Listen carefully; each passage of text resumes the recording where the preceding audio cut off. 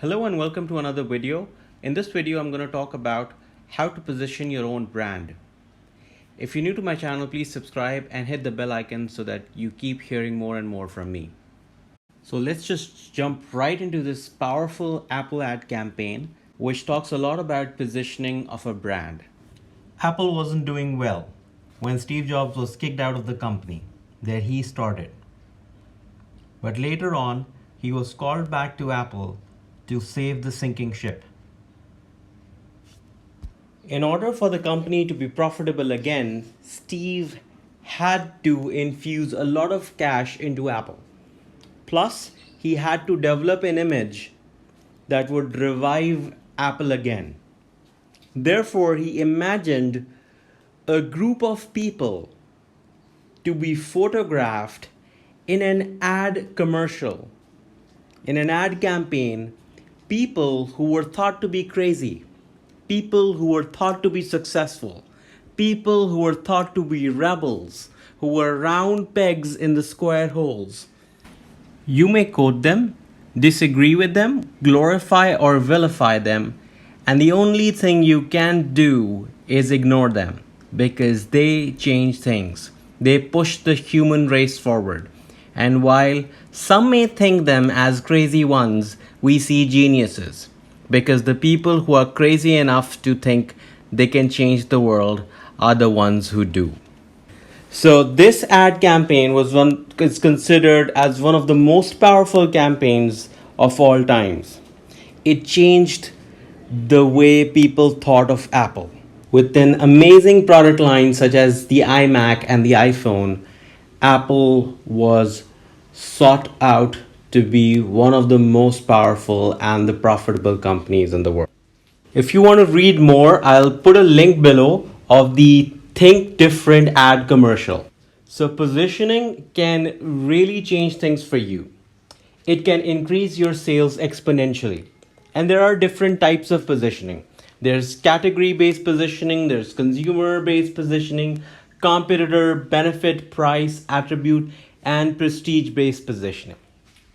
And these types of positioning can be reflected by the type of ads a brand chooses to put on the television or on the print media. For a better understanding, let's just look at some of the ads that represent one of the following categories of positioning.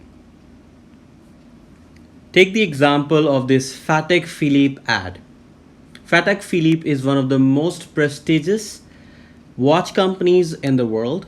It is based in Geneva, Switzerland. Patek Philippe watches are so darn expensive that it says in the ad you can never actually own a Patek Philippe. You merely take care of it for the next generation.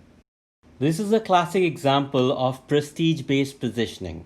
And those of you who are wondering how much a Patek Philippe would cost, a more higher end of a Patek Philippe would almost be equivalent to a Ferrari. Moving on, let's just look at this benefit-based positioning of Nike Air Max shoes. What Nike is trying to convey here is that by wearing these shoes, you can keep your lungs healthy and stay fit. If you didn't notice, the shoes are in the shape of the lungs. Do you know who owns Lexus? It's a company we all know by the name Toyota. Toyota made Lexus just to compete with the premium car market because Toyota could only do so much. And Toyota was finding it hard getting into that premium tier of cars. Therefore, in 1983, back in those days, Toyota chairman decided to call it Flagship One, which was later named Lexus. So these are just some of the ways how companies and brands position themselves to the public. Now let's look at positioning in a very different way. Let's suppose you are David versus Goliath. You are a small company, a small firm, a startup against a big giant. You don't have enough resources, enough money to beat your competition. But the key to this is position your company. position your brand. Learn from Tesla. How Elon Musk positioned his company is remarkable.